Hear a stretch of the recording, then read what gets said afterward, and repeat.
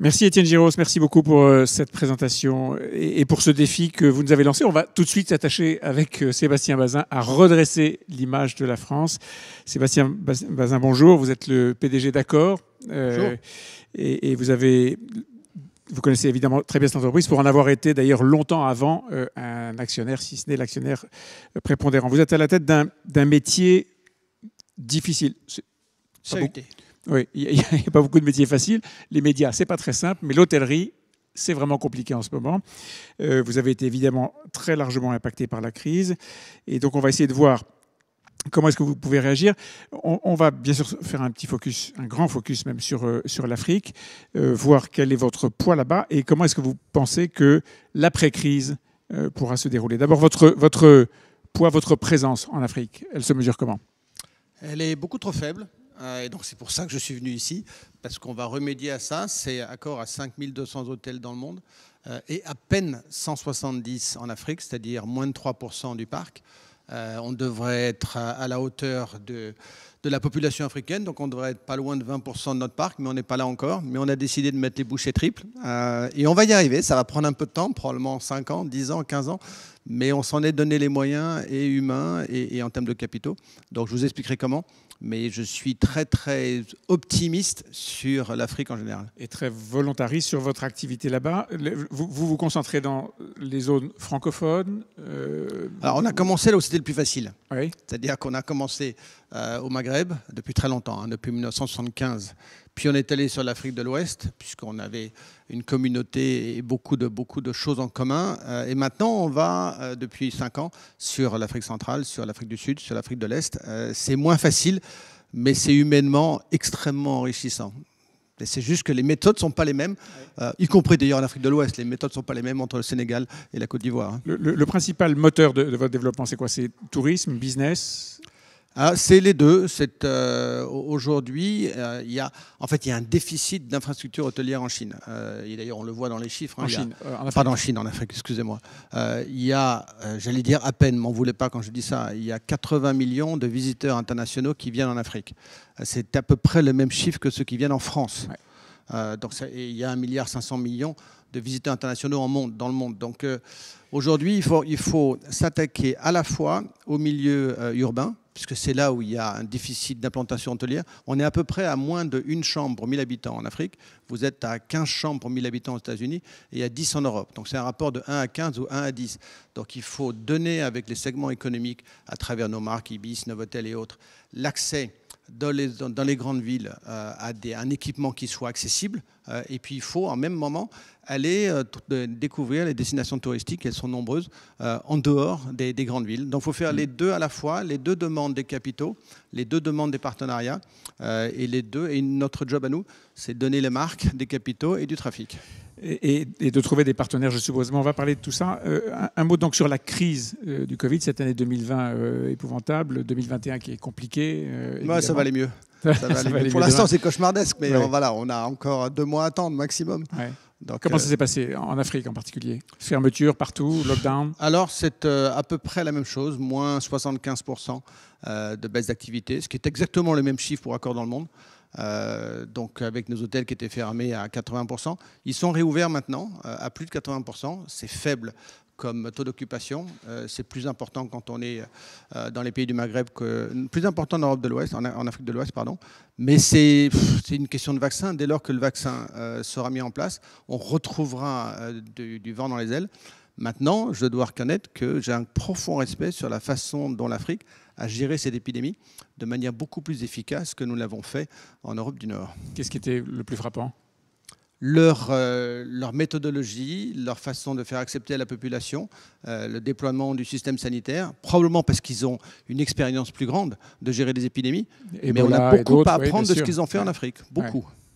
Ils ont été très sévères. Ils ont fermé, le Maroc par exemple, où vous êtes très présent, a fermé, j'allais dire sèchement ses frontières et a été très dur. Après les vacances de Noël, qui est un moment très important, parce qu'il y a eu beaucoup d'activités, notamment au Maroc, en Tunisie, en Algérie. Mais après ça, c'est parti hors de contrôle. Donc ils ont effectivement tout fermé de manière draconienne, disciplinée, et ça marche. Donc, normalement, on pourrait aller là-dessus. C'est pas un appel au confinement en France. Non, non, je ne sais pas. C'est pas votre décision, ni la vôtre, ni la mienne, mais ça va arriver quand même. Et ça peut se produire dès ce soir, évidemment. Cette façon de gérer l'épidémie, est-ce qu'elle vous a fait changer votre perspective sur ce qui passerait après en Afrique? Pas du tout. Alors, franchement, pas du tout. Je vais vous faire une petite analogie. Mes prédécesseurs, qui étaient messieurs Dubrul et Pélisson, et puis il y a eu beaucoup de directeurs généraux entre eux et moi, ont fait des paris absolument inouïs, réussis sur l'Amérique du Sud. Et Osli, il y a 45 ans. Et en acceptant de perdre de l'argent pendant 20 ans, et en se déployant d'abord au Brésil, puis sur l'Uruguay, l'Argentine, le Chili, le Pérou, la Colombie, et ainsi de suite. C'est exactement le même pari que je dois faire aujourd'hui pour mes successeurs sur les 20 ans qui viennent. Il se trouve qu'on a commencé en même temps, mais on y a mis moins de moyens et probablement moins d'audace.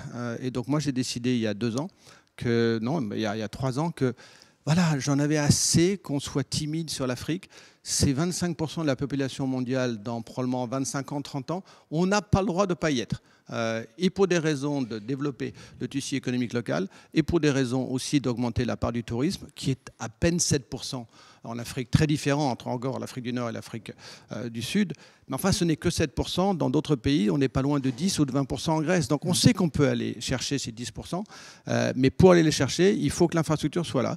Et ça va me prendre probablement 10 ans. On va probablement essuyer des échecs dans certains pays. Mais tant pis, ce pari doit être tenté et il va être réussi. Mais il faut entre 5 ans et 20 ans. Entre 5 et 20 ans? Pour que Accor gagne de l'argent en Afrique, oui. Mais ce n'est pas grave, ça fait partie de ces Aujourd'hui, choses. vous en perdez. Sur le continent, Aujourd'hui, on n'en gagne pas. Donc ça dépend, parce que si on regarde toute l'Afrique, on en perd aujourd'hui. Mais on gagne très bien notre vie sur aujourd'hui la Tunisie, sur le Maroc. Je suppose qu'il y a des pays plus difficiles que d'autres. Il y en a des plus faciles, vous le disiez, Tunisie, Maroc. Il y en a qui sont plus difficiles ou presque inaccessibles peut-être. Le plus difficile, c'est de décoder le tissu économique local. Tout le monde le sait bien quand vous me regardez. Ce qui va marcher à Addis Abeba ne va pas marcher à Lagos, ne marchera pas non plus à Abidjan. Donc c'est d'accepter le risque du pays concerné, d'accepter de nouer un partenariat avec des gens que vous ne connaissez pas forcément bien, d'accepter la législation gouvernementale locale, d'accepter le risque de change, d'accepter de ne pas avoir les moyens financiers, d'accepter de faire appel à des organismes nationaux, internationaux pour vous financer, d'accepter que les taux d'intérêt sont également très sensibles. La chose la plus importante pour moi, et je pense qu'ils sont en train de la mettre en place, c'est cette zone de libre-échange. Si effectivement on peut avoir cette zone de libre-échange dite continentale entre les 54 pays, ça peut tout bouleverser positivement pour nous, parce qu'on va pouvoir avoir, j'espère, des règles communes pour justement aller d'un pays à un autre. Et accélérer. Et accélérer notre développement. Pour le faire, Nicolas, les gens le savent peut-être, mais on a pris il y a 3 ans une décision extrêmement importante, c'est qu'on s'est bien aperçu que nos marques et notre savoir-faire ne suffisaient pas. On a 14 000 personnes en Afrique aujourd'hui, il y a à peu près 170 hôtels. On ne peut pas accepter de se développer en Afrique si on n'apporte pas nous-mêmes des moyens financiers. Puis on ne va pas être dépendant des Chinois toute notre vie sur ce continent. Et donc on a décidé de mettre 500 millions d'euros de fonds propres, alors 2 partenaires, Accor mettant 150 millions et le gouvernement qatari mettant 350 millions. Et donc on a créé un fonds qui s'appelle Qatar Hospitality. Et à travers ce véhicule-là, on va pouvoir engager probablement 1,2 milliard, 1,5 milliard d'investissement. Donc création d'hôtels, construction d'hôtels. Construction, ce qui veut dire emploi, ça veut dire intégration des jeunes, ça veut dire faire venir le monde digital dans la formation. Et donc ces 500 millions, c'est probablement le véhicule le plus important en matière d'équipement hôtelier. Et si ça ne suffit pas, on remettra plus d'argent. Il est en train d'être déployé. Et je pense que c'était indispensable pour que je réussisse mon pari sur les 5 ou 15 ans qui viennent. Je prends au vol un mot. Il faut remercier d'ailleurs les Qataris, franchement, comme d'ailleurs le Moyen-Orient qui est très présent pour apporter des capitaux, mais ils sont peut-être encore plus à l'aise de le faire à travers le savoir-faire d'un groupe comme le nôtre. Vous avez cité la Chine, on ne va pas laisser les Chinois tout prendre, c'était à peu près le sens de votre réflexion. Ils sont très présents, très menaçants, je veux dire très menaçants pour vous en matière concurrentielle. Non, ils sont pas menaçants pour moi, ils sont menaçants pour les pays africains. Mais c'est pas du tout l'idée que j'ai. Les pays africains ont besoin de financement. Ils vont donc le chercher là où ils se trouvent. Les Chinois ont été capables de répondre présent. Donc on va d'abord les remercier, mais on ne peut pas être dépendant uniquement d'une source de capitaux. Donc il faudrait que l'Europe et le Moyen-Orient et d'autres soient là aussi présents que les Chinois. Donc, mais c'est vrai qu'ils sont partout. Il ne faut pas laisser la place seule. Dans les conditions que vous énumériez, Sébastien Bazin, il y a un instant, pour se développer dans les pays d'Afrique, il y avait aussi trouvé des partenaires, accepter qu'ils ne soient pas forcément des partenaires qu'on connaît. Il y a en Afrique un réseau d'entrepreneurs et de partenaires potentiels partout sur lesquels vous appuyez. Oui, sont, encore une fois, il y a peu de partenaires panafricains. Et ça, c'est une des choses sur lesquelles il faut que les uns et les autres arrivent à le construire. Ils sont très locaux. Ils sont très locaux. Et ils sont très locaux en plus par ville.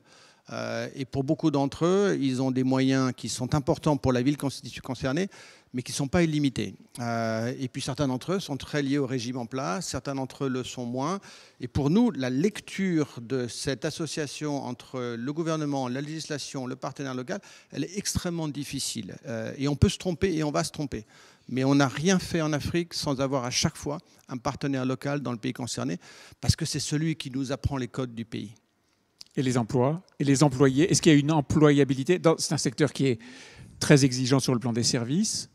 L'Afrique n'a pas la réputation d'être number one dans ces services-là. Est-ce que vous avez un souci de ce côté-là? Pour ceux, moi j'y suis allé souvent, l'Afrique, le continent africain vous prend aux tripes. Oui. Donc on n'en revient pas indemne et on a envie d'y rester, on a envie de le découvrir. La jeunesse africaine est une jeunesse formidable pour entrer dans le métier hôtelier, pour deux titres. Un, c'est qu'en termes de culture, ils aiment prendre soin de l'autre, ils aiment accueillir l'autre, oui, ce qui est extrêmement important. Et la deuxième chose, c'est que le monde que je dirige, Accor, nous employons 80 000 nouvelles personnes par an. 30 000 qui partent, c'est-à-dire 10% des 300 000 personnes que nous avons, et 50 000 que nous engageons parce que nous ouvrons un hôtel par jour. Et donc 365 hôtels a besoin de 50 000 nouvelles personnes. Et vous savez quoi? La moitié des 80 000 personnes que nous embauchons par an n'ont pas de bagage éducatif. Et donc l'ascenseur social que représente le groupe Accor est juste formidable, parce que le défi de l'Afrique, on en a parlé sur les capitaux, mais le plus grand défi, c'est qu'on sait tous que d'ici 2045-2050, 50% de la population africaine aura moins de 25 ans. Ouais. Et donc, c'est comment bénéficier de cette jeunesse, de cette énergie, de ce dynamisme, et comment les intégrer dans le monde de l'emploi. Et donc, j'espère que le groupe Accor sera un des facteurs pour ceux qui sont un peu plus démunis que d'autres. Eh bien, ils peuvent rentrer comme bagagistes, ils peuvent rentrer comme commis de cuisine, ils peuvent rentrer comme électriciens. On va leur apprendre un métier. C'est d'ailleurs pour ça que je perds 10%. Et ce qu'on a fait ça sur le Laos, sur le Chili, sur la Birmanie, sur plein de pays. Investissement humain. 97% de mes 14 000 personnes en Afrique sont africains. Donc, c'est-à-dire sont du pays ou de la ville dans lequel nous avons bâti un hôtel. De l'endroit où vous bâtissez. Étienne Giraud, tout à l'heure, disait que l'image de la France recule, en tout cas depuis une courte période, l'image de la France en Afrique. Est-ce que vous êtes une marque française là-bas? Et est-ce que vous ressentez éventuellement ce problème d'image? Alors, j'essaie de faire l'inverse. En fait, Accor est un groupe de racines françaises, oui, mais je veux surtout que ça s'arrête là. Il y a pourtant une hospitalité à la française. Oui, je ne suis pas sûr. Non, ça n'existe pas. Non, je ne suis pas sûr. Vous allez J'ai cru. Oui, on y a cru, vous et moi, mais vous allez à Bali aujourd'hui, c'est marrant, ils nous reçoivent mieux que si vous étiez à Paris. Donc, non, et les Africains n'ont rien à apprendre de personne d'autre.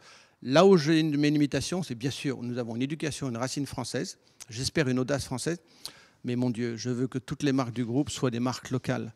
Pourquoi? C'est parce que dans ces gens que nous employons, nous devenons très vite le plus grand employeur.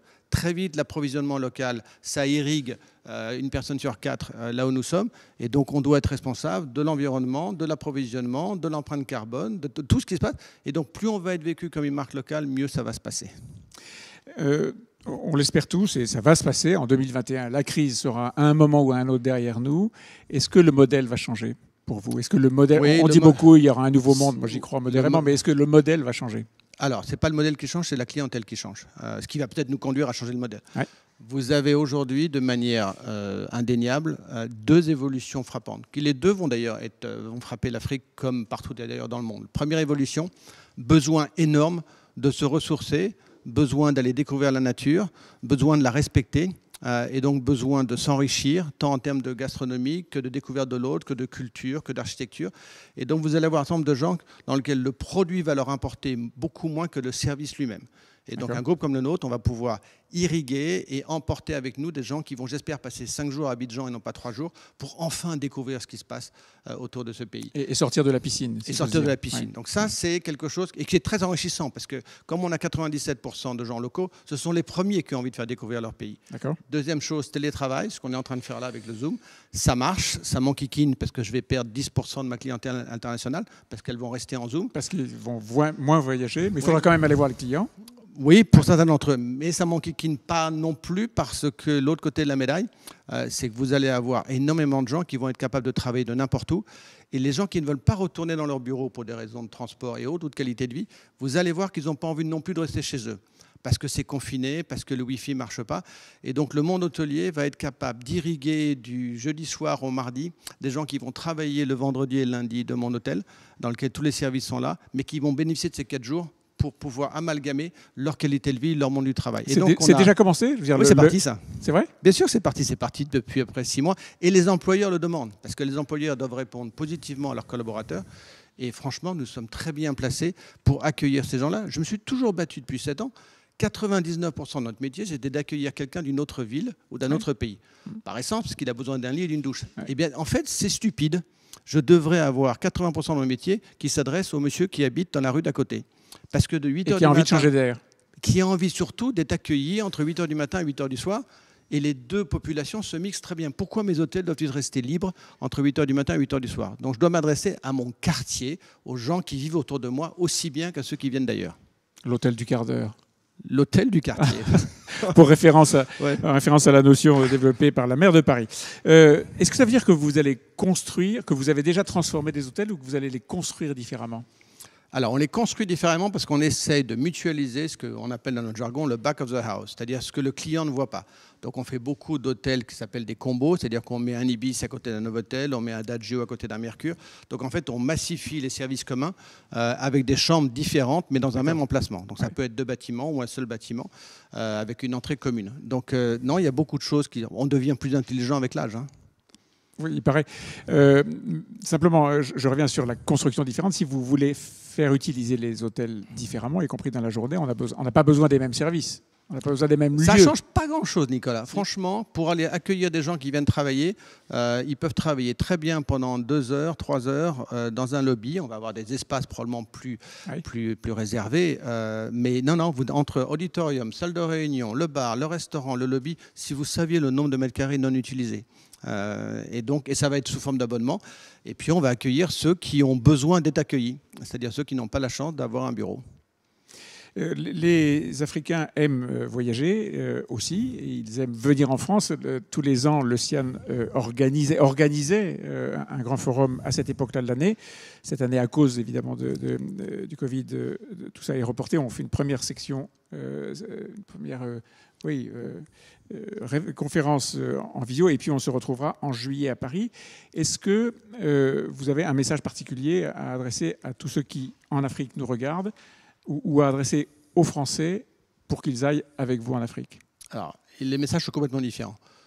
Sur les Français qui partent découvrir l'Afrique, j'ai un seul message: respectez l'Afrique.